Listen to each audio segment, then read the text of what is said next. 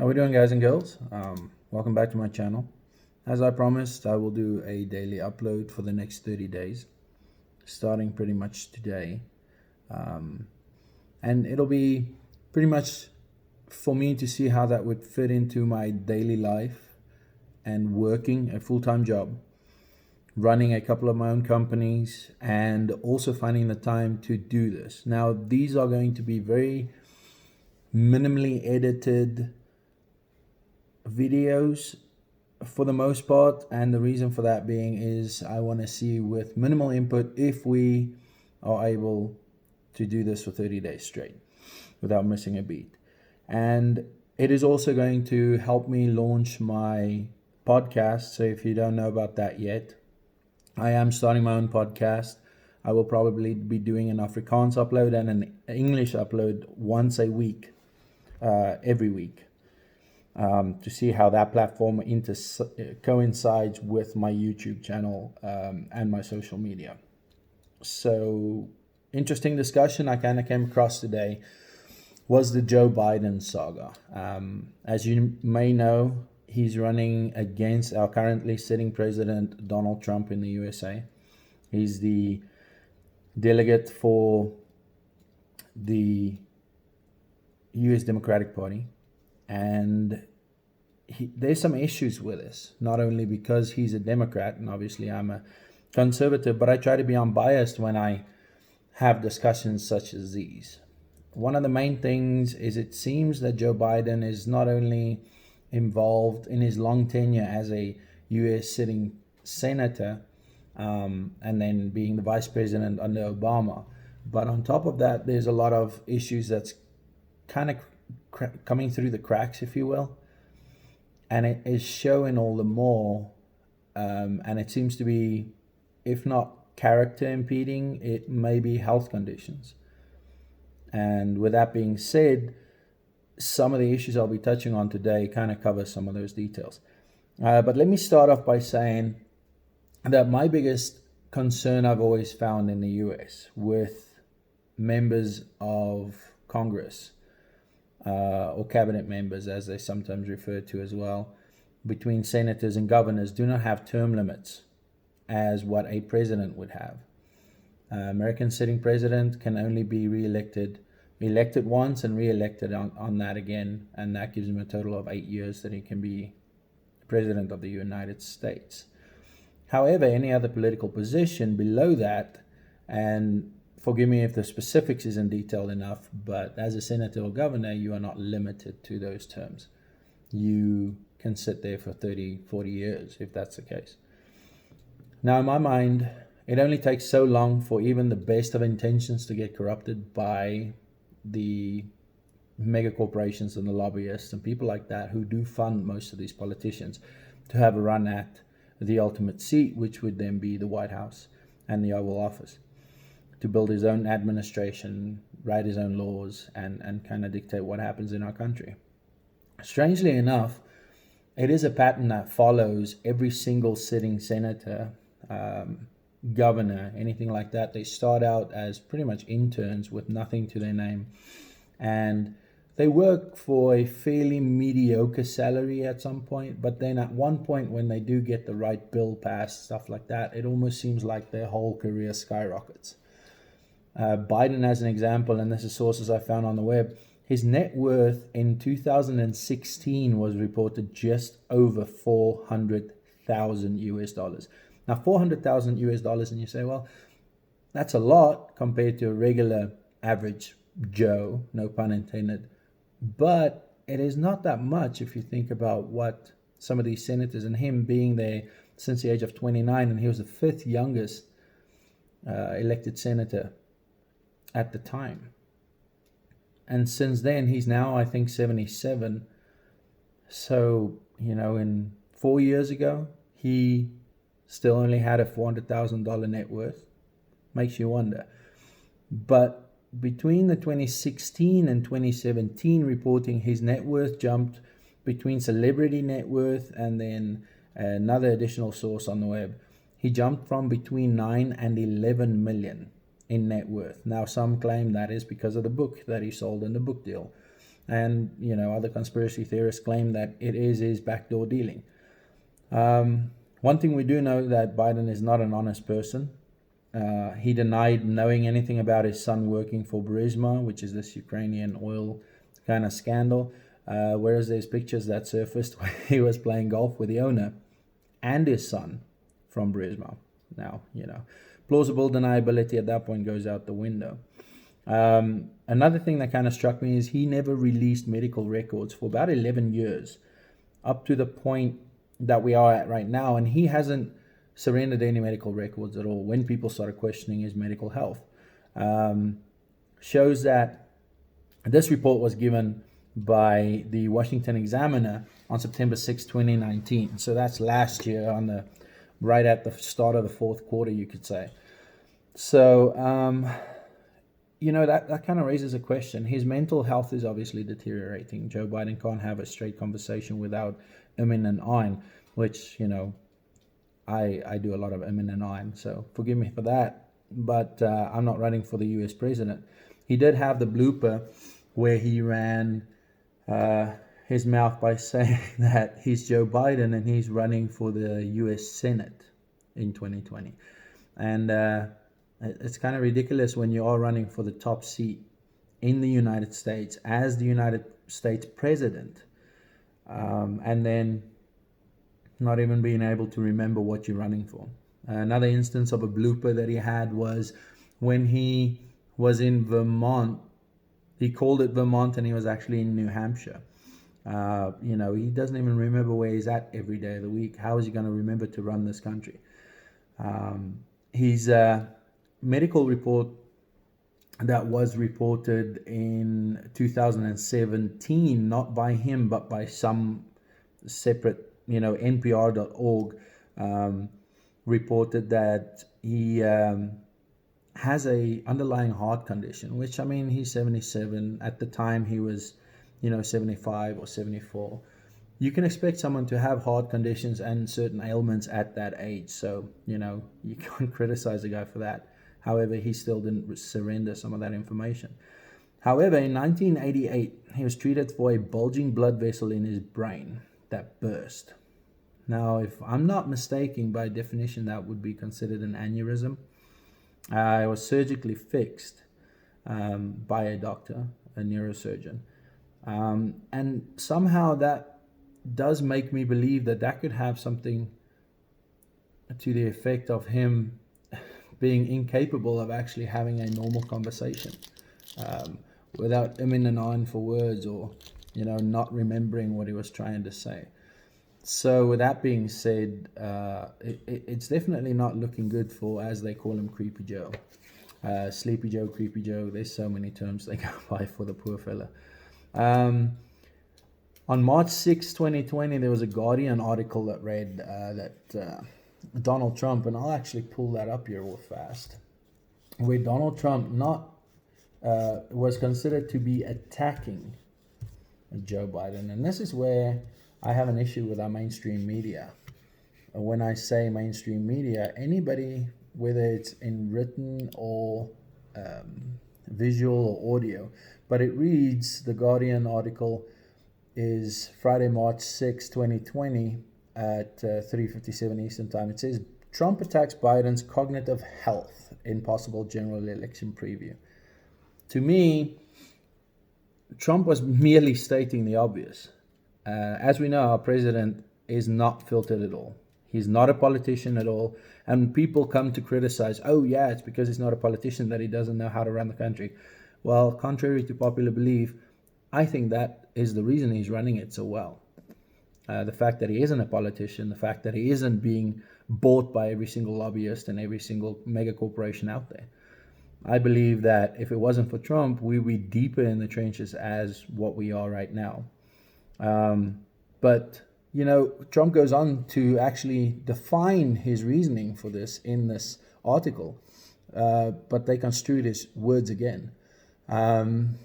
They said, then we have this crazy thing that happened on Tuesday, which Biden in brackets thought was Thursday. But he also said 150 million people were killed with guns and that he was running for the United States Senate. There's something going on there, Trump said, and then close the quotes. Trump is being 100% accurate because there's video footage showing this about the guy. He said he was running for Senate and he's running for the presidency. He said that 720 million women will be put back in the workplace in the United States, and we only have 350 million people as it sits right now. So how is he going to put 700 plus million women back in the workplace? Yeah, maybe if you combine, multiple countries. And that's exactly what we don't want in the States. Is we don't want all these countries to just come to America. We want people to come in legally. We want people to be constructive, pay taxes, work hard, do the American lifestyle, add to the American system. Now, I personally know a lot of Mexican people that have moved from Mexico to here, and they are some of the hardest working, most loyal, best people I know. So going to say that just one race or one population are bad people, that makes you the hypocrite. People have the innate ability to be good or be bad. Doesn't matter skin color, race, heritage, or upbringing. People make choices. And when President Trump makes a point about those choices, all of a sudden he's being criticized left, right, and center by what he's voicing. My thoughts are that the left is pushing, oh yeah, you have to be good to everybody. Yeah, we can't be good to our enemies because that is our enemies. And then they claim gun control. And then when the shit hits the fan and we have to go to war, then we have zero guns. We have nothing to defend ourselves with. So the mindset there is just kind of, it's reverse thinking. It's inside out thinking. You cannot properly run a country that way. There was a report came out, Biden's cringiest bloopers. And this was or it read Biden's creepiest bloopers on the campaign trail. It was on YouTube. He made the remark about when we go to sleep at night, we have to sleep with a radio/record player on. Nobody listens to the radio/record player anymore, Joe Biden. Men and women were created by that, the thing. Yeah, what thing? Maybe you should elaborate on that, sir. Poor kids, and this is my favorite, poor kids are just as bright and just as talented as white kids. Okay, what does poor and white kids have in common to do with each other? There's no connection there. And then, he can't even remember his own website or endorsement platforms, link or address. Like if my private endorsement platform is pjbinny.com, how hard is that to remember? So it obviously shows that there's underlying cognitive issues there. So Trump, again, 100% right. Another big name out of South Africa, along with all the famous people we have, with Charlize Theron, or Tron like we say, and Ernie Els, and Nelson Mandela, and all these big names in the world that hailed from South Africa. Trevor Noah is probably amongst the most popular right now, who runs his own show, The Daily Show, which used to be by Jon Stewart for the longest time. However, Trevor Noah seemingly has changed that into a platform where he just talks politics. He just takes the mick out of politicians, most of all Donald Trump. And then he claims back to a heritage in South Africa where he was previously disadvantaged, which 100% granted. I didn't live the man's life. And obviously, I didn't grow up as a young man in South Africa of color that wasn't afforded the luxuries and abilities that he may expect white people to have had. Difference again, by way of his parents making decisions, he was left with the consequences, which again doesn't mean the white man's to blame for his problems necessarily. The actions of a white man, i.e. his dad, Swiss German, having him out of wedlock with a woman of Xhosa descent, that caused most of the problem.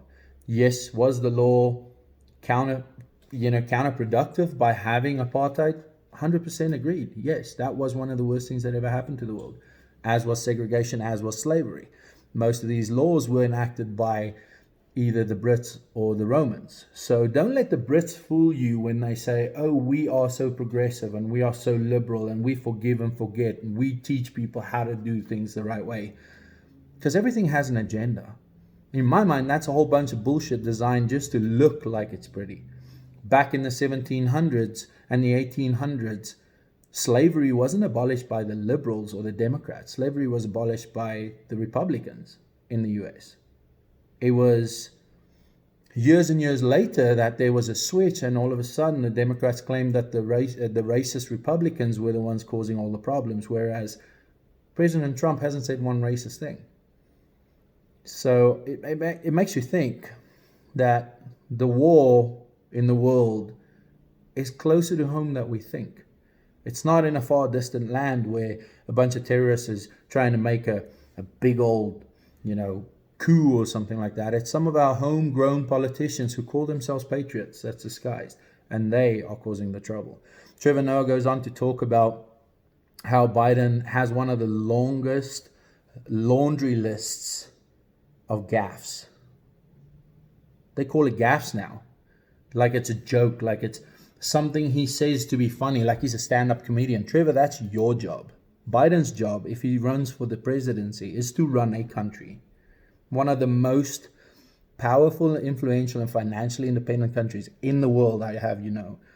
So he needs to take this stuff seriously. And if he can't take it seriously, it means there's a medical condition underlying this, and I'm no doctor, but have him checked out by the right people so they can actually make a determination. And if Bernie has to run against President Trump, well, hello. Still, would the Democrats not have a chance? Not even with Joe or Bernie. He goes on, Trevor goes on to talk about his accomplishments. He talks about how Joe Biden, and given the record, there was good that Joe Biden has done. Politicians sometimes, and a lot of times, do good. But he was one of the first people to go and vote on the Violence Against Women's Act, or actually help write the bill. He's always been against gun regulations or for gun control, which, Democrats have always been singing that song. And the stopping point is the Second Amendment. So he chaired the Foreign Relations Committee. He endorsed same-sex marriages before the president at the time, Obama, actually wrote that into law.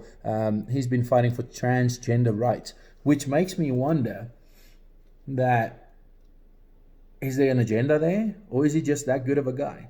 Well, it remains to be seen yet. But again, Trevor talks about how a long record in the Senate obviously comes with its baggage. In 1994, he endorsed a crime bill, and he voted for the Iraq War under Bush. He, was talking about desegregating schools, and then also he was, in skepticism of the Anita Hill situation.